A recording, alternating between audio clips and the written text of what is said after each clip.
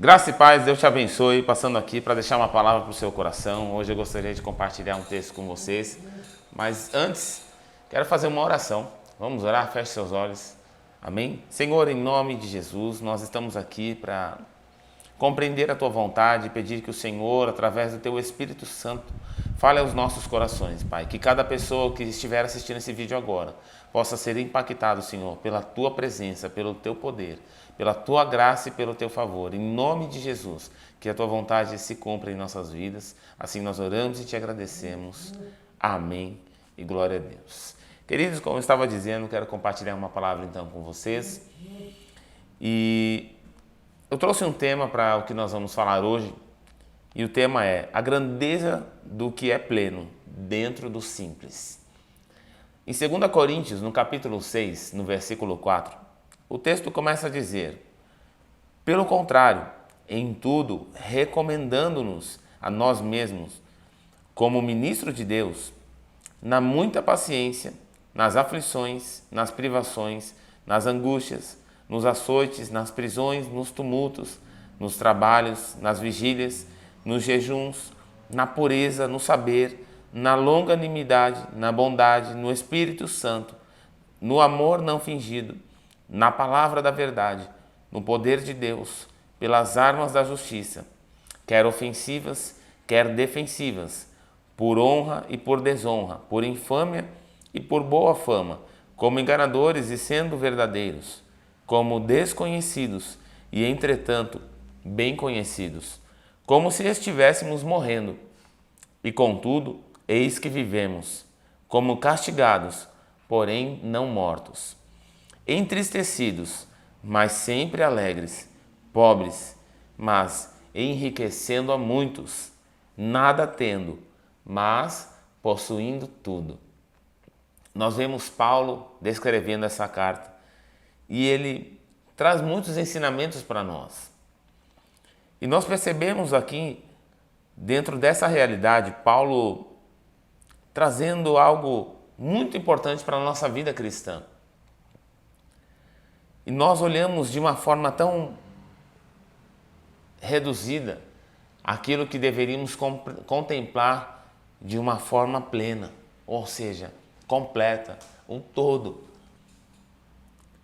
E existe uma simplicidade que nós precisamos compreender, onde Deus ele se move, onde Deus se manifesta, que Paulo ele começa a trazer aqui um entendimento dentro desse capítulo.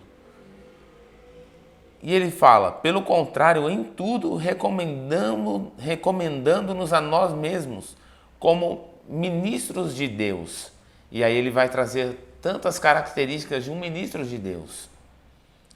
Na muita paciência, nas aflições, nas privações, nas angústias, açoites. E ele vai fazendo esse relato até o versículo 8. Mas algo importante para pensarmos aqui dentro desse contexto. Quando Paulo ele estava falando sobre ser um ministro de Deus, eu quero abrir um parênteses aqui com vocês. E pensando na realidade a qual ele estava tratando esse assunto, se formos para a originalidade da palavra ministro, nós vamos compreender que o ministro era, de fato, uma pessoa que estava condenada à morte. E essa pessoa condenada à morte, ela estava ali apenas aguardando a sua condenação chegar. Mas existia uma outra possibilidade de essa pessoa não ser morta, de fato, naquele momento de condenação. Então ela teria que se dispor a fazer um trabalho e normalmente esse trabalho acontecia nos navios. Então Paulo ele começa a fazer um relato, um comparativo. Um ministro que ele está falando aqui era uma pessoa que trabalhava no fundo dos navios. Obviamente, naquela época os navios não tinham motores, então eles eram movidos por remo. Então lá no fundo, no porão dos navios, tinha muitos homens que eram condenados à morte.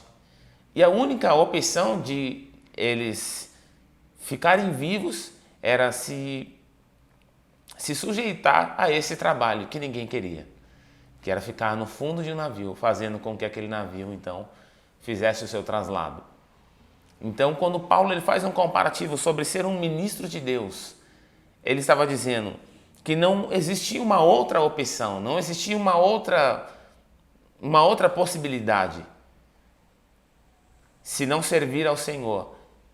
Quando aquele ministro, quando aquele escravo, quando aquela pessoa condenada à morte não se sujeitava a trabalhar remando para que aqueles navios se movessem, a outra opção era ele ser morto.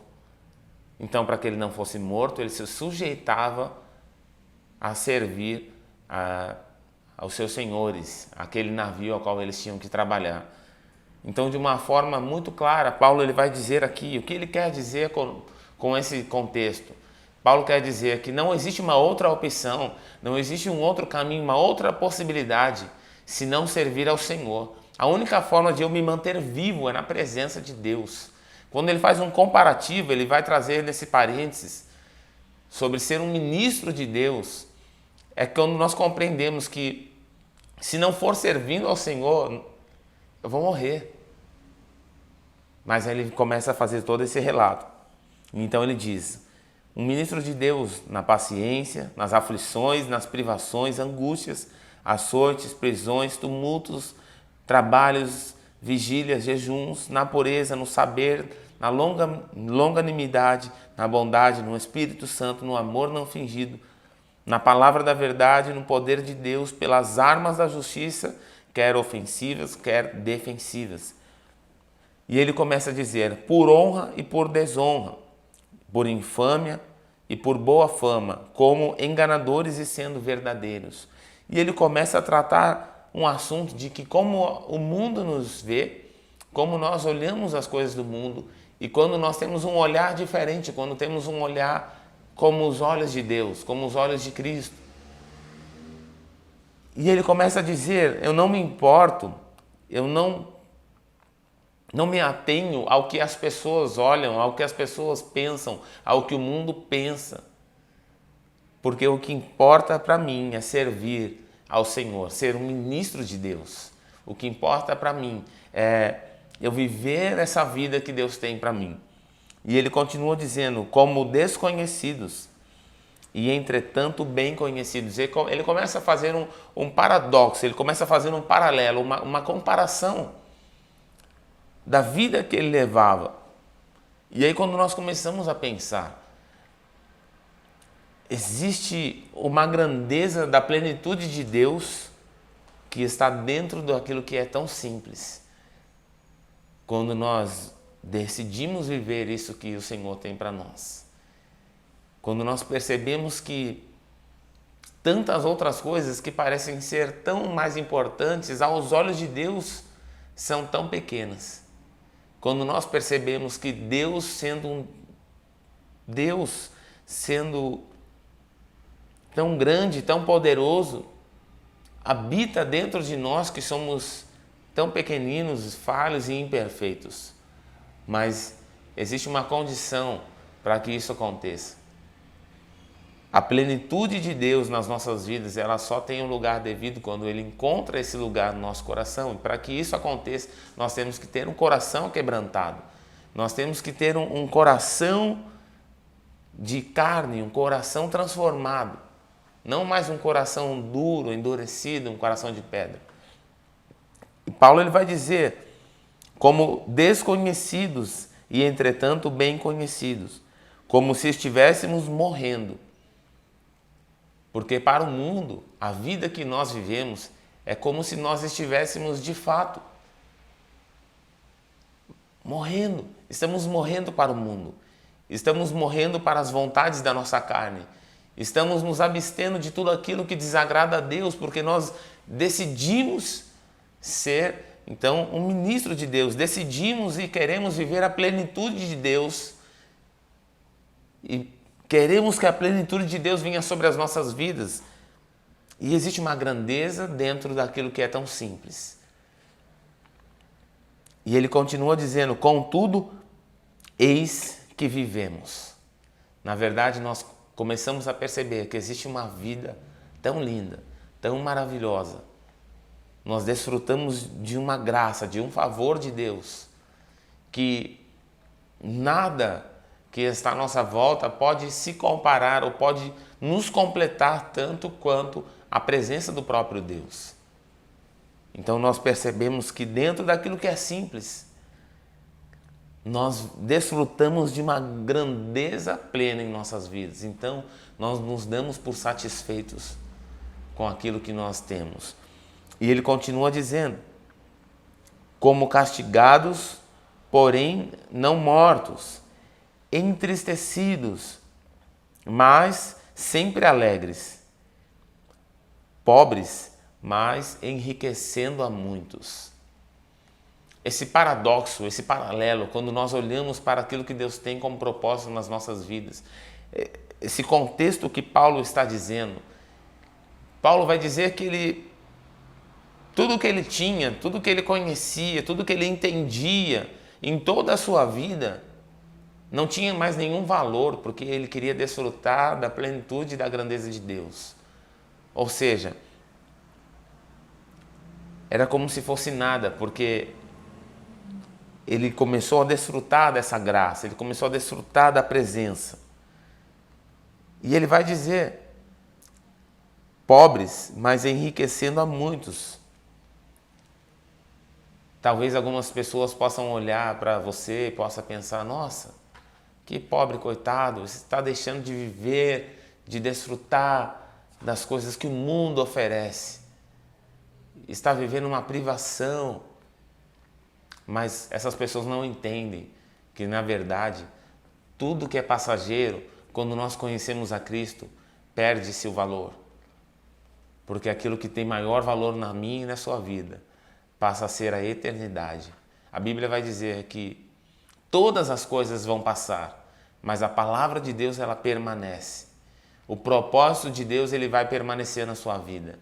O propósito de Deus ele vai permanecer na sua casa. Os planos de Deus, a plenitude da graça, do favor, das bênçãos do Senhor vão fazer você desfrutar, vão fazer você se sentir pleno, completo. E ele vai dizer, mas enriquecendo pobres, mas enriquecendo a muitos, nada tendo, mas possuindo tudo. Algo que nós precisamos compreender. Nós podemos até ter coisas, mas essas coisas não podem nos ter. Aquilo que Deus quer que eu e você entenda. Que o que Paulo está dizendo aqui, nada tendo, porque Paulo estava dizendo, eu não estou mais apegado às coisas terrenas, às coisas físicas e palpáveis, porque aquilo que Deus tem a nos oferecer, aquilo que Deus tem a nos entregar, é a plenitude do seu favor, de sua graça, é a oportunidade da vida eterna, na companhia, na presença do próprio Deus. Então Paulo, quando compreende isso, ele fala, não tenho nada, porque tudo que eu tenho, para mim, não tem mais valor. Porque agora eu possuo tudo, eu possuo a eternidade, eu possuo a presença, a companhia do próprio Deus. Então nada do que é passageiro, terreno, se faz tão importante na minha vida do que o próprio Deus, do que a presença de Deus. Então quando eu trouxe o tema nessa mensagem, que é a grandeza do que é pleno, dentro daquilo que é simples. Deus quer que eu e você tenhamos a plenitude da grandeza dele em nós. Isso tudo acontece de uma forma muito simples. Quando nós tivermos o nosso coração quebrantado e lançarmos a nossa vida nas mãos dele. Que você possa desfrutar da grandeza de Deus, da plenitude do favor e das bênçãos dele. E aí você vai perceber que o simples, na verdade, é algo sobrenatural. É algo que transforma a nossa vida. Que você possa compreender, assim como Paulo, em momentos de sua vida, que aquilo que Deus tem para nós é a grandeza da plenitude dele, naquilo que é simples. Deus abençoe você. Um grande abraço, até a próxima, fique com Deus.